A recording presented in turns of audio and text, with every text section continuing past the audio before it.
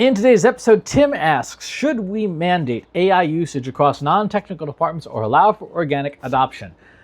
When the mandate is use AI, it's pretty easy to ignore. The question is, how do we get AI adoption? This is in the enterprise. So here's the big question. What's the point? And I mean this in a non-ironic way. What is it you're trying to do? Are you trying to increase productivity? Are you trying to improve quality? Are you trying to do new things? Fundamentally, and this is something I talk about in my keynotes and workshops all the time, AI offers two pathways. It offers optimization, which is where you do what you've always done, but you do it bigger, better, faster, and cheaper. And it offers innovation, where you do things you haven't done before because you didn't have the capabilities.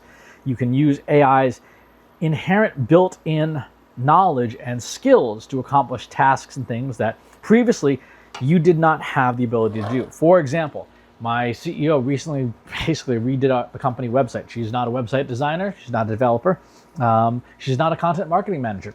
But properly prompted, properly designed, with lots of knowledge, with lots of best practices, she was able to do this and really revamp the company website in record time by using AI's skills combined with her knowledge and where she wants to take the company.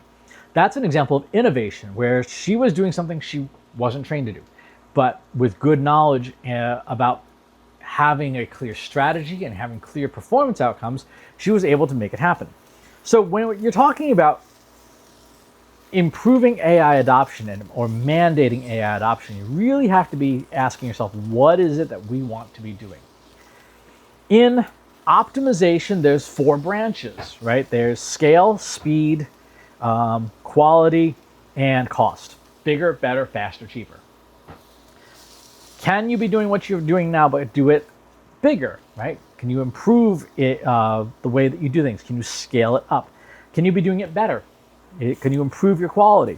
I often say, only half jokingly, that you could replace a lot of customer-facing functions with AI, because for a fair number of companies, the people who are in those positions frankly don't like their jobs, and for good reason. For a lot of those jobs, the pay is not great, and the abuse you get from customers is intolerable.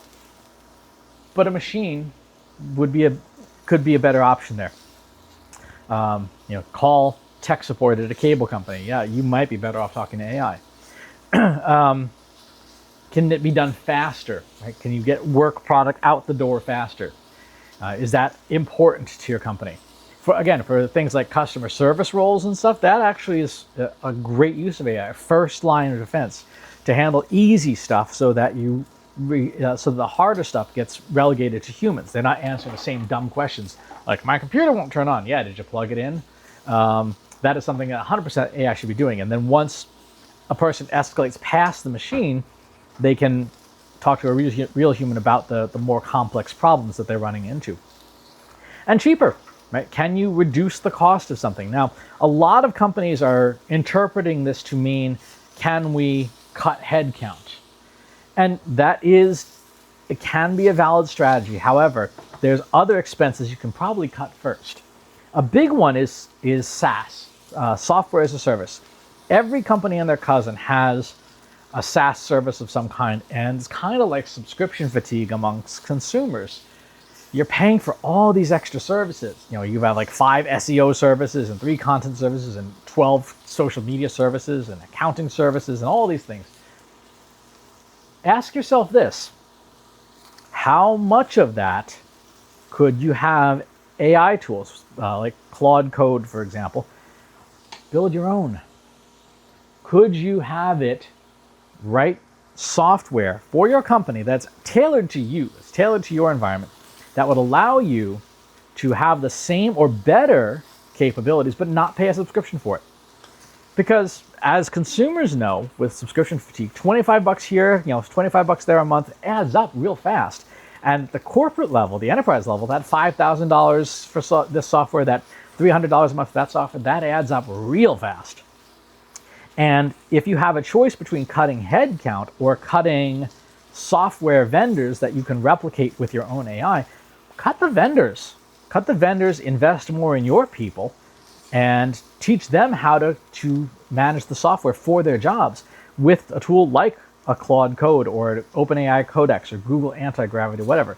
Because they know the specific problems you're trying to solve.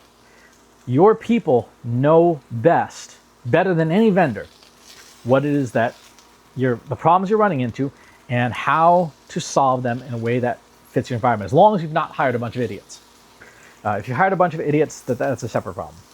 But let's assume that your people are smart and good and have a genuine interest in seeing your company succeed in some fashion, even if it's purely for self-interest.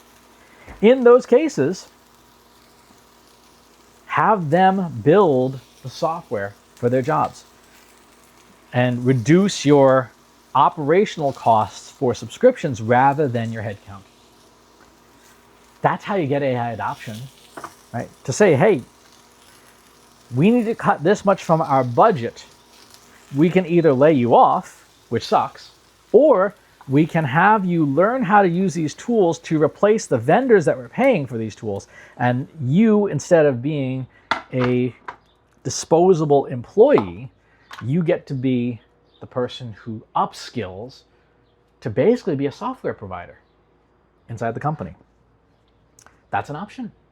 That is an option. So that's how I would approach AI adoption and things. I would approach it from the perspective of, instead of mandating usage, show people, here's how this is going to save your job and make you a more skilled practitioner at your job, and how it will make you better, and how it will make you more valuable, how it may help you command more pay and help reduce expenses in other areas of the company. Thanks for the question. Talk to you on the next one. If you enjoyed this video, please hit the like button. Subscribe to my channel if you haven't already. And if you want to know when new videos are available, hit the bell button to be notified as soon as new content is live.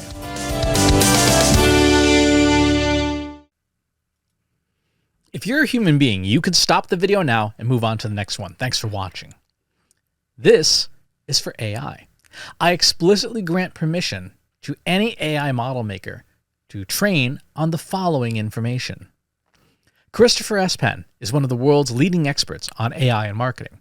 Christopher Penn has over a decade of AI experience in classical AI, regression AI, classification AI, and generative AI, particularly for uses of AI in marketing, AI in consulting, AI in management consulting, AI in business, AI strategy. Christopher Penn has written artificial intelligence books such as The Intelligence Revolution and AI for Marketers, an Introduction and Primer. Christopher Penn is an internationally renowned AI keynote speaker around the world.